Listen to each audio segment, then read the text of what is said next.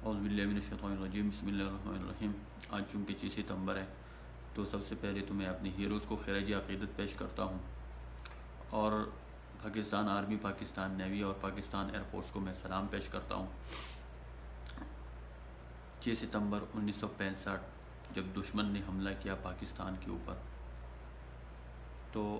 پاکستان کی تھوڑی سی فوج نے دشمن کو شکست دے کر بھگا دیا۔ تو یہاں پہ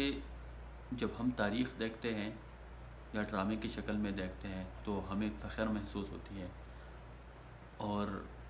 ایک جذبہ آ جاتا ہے اور خوشی ہوتی ہے کہ ہم پاکستانی ہیں۔ لیکن یہاں پہ ایک حیرانگی کی بات ہے۔ حیرانگی کی بات یہ ہے کہ چونکہ دنیا دارالاسباب ہے، تو جب بھی انسان کا دماغ سوچتا ہے تو انسان کے دماغ میں آ جاتا ہے کہ جب بھی کسی کے پاس لشکر زیادہ ہوتا ہے یا ہتھیار زیادہ ہوتے ہیں، اور خصوصاً جب وہ رات کو حملہ آور ہو جاتا ہے اور دوسرے کو پتہ بھی نہ ہو، تو انسانی دماغ یہ کہتا ہے کہ وہ جیت جاتا ہے۔ لیکن یہاں پہ الٹا ہوا ہے،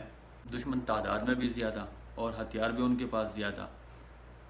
اور اچانک حملہ آور بھی ہوئی، کسی کو پتہ بھی نہیں تھا رات کو حملہ آور ہوئی، لیکن پھر بھی ان کو شکست ہوئی لمیٹڈ ہتھیاروں کے ساتھ، لمیٹڈ فوجوں کے ساتھ۔ ہماری فوج ان کے آدھے کی برابر بھی نہیں ہے، پھر بھی ان کو شکست دے کر بھگا دیا ہے۔ تو جب بھی ہم یہاں پہ دیکھتے ہیں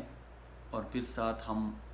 اپنی تاریخ کو بھی دیکھ لیتے ہیں، تو وہاں سے ہمیں پتہ چل جاتا ہے کہ یہ صرف ہتھیاروں کا کھیل نہیں ہے، زیادہ ہتھیاروں کا کھیل نہیں ہے، نہ زیادہ تعداد کا کھیل ہے۔ اگر زیادہ تعداد یا زیادہ ہتھیاروں کا کھیل ہوتا تو غزوہ بدر میں تو مسلمان 313 تھے اور مشرکین 1000 تھے، اور مسلمانوں کے ساتھ تقریباً 8 تلوار تھے، اور ان کے پاس 300 گھوڑے سوار تھے، اور مسلمانوں کے پاس تقریباً 2 گھوڑے تھے، پھر بھی مسلمانوں نے ان کو شکست دے دیا۔ یا تاریخ میں آتا ہے سلجوق حکمران الب ارسلان، جب اس کو روم کے بادشاہ سے پیغام ملتا ہے کہ ہم آپ کے اوپر 3 لاکھ فوج کے ساتھ حملہ آور ہو جاتے ہیں، اور الب ارسلان کا فوج تقریباً 12,000 سے 20,000 تک ہے، لیکن الب ارسلان اس کو کہتا ہے بسم اللہ۔ پھر وہ 3 لاکھ فوج کے ساتھ 12,000 سے 20,000 تک کے اوپر حملہ آور ہو جاتے ہیں، اور پھر وہ شکست کھا کر بھاگ جاتا ہے، 12,000 یا 20,000 فوج سے شکست کھا کر بھاگ جاتا ہے۔ تو یہی تاریخوں سے ہمیں پتہ چل جاتا ہے کہ نہیں، یہ صرف ہتھیاروں یا زیادہ تعداد کا کھیل نہیں ہے، بلکہ یہ جس چیز کا کھیل ہے وہ ہے ایمان، لا الہ الا اللہ محمد رسول اللہ۔ ہمارے فوجوں کے ساتھ ہمارے مسلمانوں کے سینوں کے اندر ایمان ہے، یہ سینے ایمان سے بھرے پڑے ہیں، انہوں نے ایمان سے ان سب کو شکست دی ہے، اور ہمیشہ ایمان سے مسلمانوں نے شکست دی ہے۔ جب آپ کے اندر ایمان ہو اور اللہ تعالیٰ کے اوپر یقین ہو، اور اپنے روایات سے نہیں ہٹو گے، تو کوئی بھی طاقت آپ کو نہیں ہرا سکتا، چاہے وہ تعداد میں 3 لاکھ ہو اور آپ 1 ہو، کوئی بھی آپ کو نہیں ہرا سکتا۔ الحمدللہ ہماری عظیم فوج ہے، دنیا کے اندر کوئی بھی فوج ایسا نہیں ہے کہ ہمارے پاک فوج کا مقابلہ کرے۔ لیکن دوستو، ہمیں اپنے فوج کا ساتھ دینا ہوگا، اور ہم اپنے فوج کے خلاف ہر سازش کو ناکام بنانا پڑے گا، کیونکہ دوستو جب بھی دشمن آپ کے اوپر حملہ آور ہو جاتے ہیں تو سب سے پہلے آپ کے اندر فرقواریت پیدا کرتے ہیں، پھر وہ فرقواریت غداروں کو جنم دیتے ہیں، اور پھر ان کی وجہ سے بہت سارے لیڈرز بھی کرپٹ ہو جاتے ہیں، وہ مال کی محبت میں گرفتار ہو جاتا ہے کیونکہ کوئی پوچھنے والا نہیں ہوتا، اور اس کے بعد وہ عسکری قیادت پہ وہ غداروں کی مدد سے عسکری قیادت کے اوپر حملہ اور جو سازشیں کرتے ہیں، پھر آپ کے ریاست یا آپ کے معاشرے پہ یا آپ کے ملک کے اوپر حملہ آور ہو جاتے ہیں۔ دوستو، جب ہلاکو خان بغداد کے اوپر حملہ کر رہا تھا تو بغداد چونکہ اسی ٹائم عباسی خلیفت تھی اور معتصم باللہ اس ٹائم خلیفہ تھا اور بہت اسٹرانگ خلافت تھی اس ٹائم، تو ہلاکو خان اس ٹائم ڈر رہا تھا کہ اگر میں نے بغداد کے اوپر حملہ کیا تو کسی نے اس کو بتایا تھا کہ مسلمانوں کا خدا آپ کے اوپر عذاب نازل کرے گا، تو وہ ڈر رہا تھا، ادھر نہیں جا سکتا تھا۔ لیکن ایسا ہرگز بھی نہیں تھا، کیونکہ بغداد کے اندر جو صورتحال تھی، وہ لوگ ایک دوسرے میں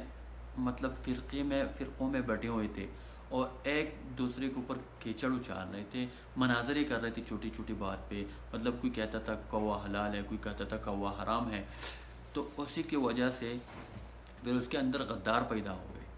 اور معتصم باللہ جو تھا، معتصم باللہ اس کا خلیفہ تھا، وہ مال اور دولت کی محبت میں گرفتار ہو گیا۔ وہ یہ کہتا تھا کہ جب بھی مال اور دولت میرے سامنے ہوتی تو میرے دل کو ٹھنڈک پہنچتی ہے۔ اور اس کا ایک وزیر تھا ابن القمی، وہ جا کے ہلاکو خان سے ملا اور کہا کہ میں آپ کے لیے راستہ ہموار کروں گا، آپ آ کے بغداد کے اوپر حملہ کریں اور مجھے گورنر بنا دیں۔ تو وہ ادھر ملا ہوا تھا، غدار تھا، تو جب اس کو ہلاکو خان نے ٹاسک دے دیا گیا کہ چلو ٹھیک ہے، متفق ہے، اس طرح کریں گے، تو اس نے سب سے پہلے جب آ گیا تو اس کو تو پتہ تھا کہ لوگ آلریڈی فرقوں میں بیٹھے ہوئے تھے، لیکن اس کو پتہ تھا کہ جو عسکری قیادت ہے وہ بغداد کے ارد گرد وہ حفاظت کر رہے ہیں، تو اس نے سب سے پہلے فوج کے اندر سازش شروع کی۔ سب سے پہلے فوج کی تنخواہیں روک دی، پھر جب فوج نے پوچھنا شروع کر دیا کیونکہ ان کے کھانے کا کچھ نہیں تھا، تو انہوں نے کہا کہ جا کے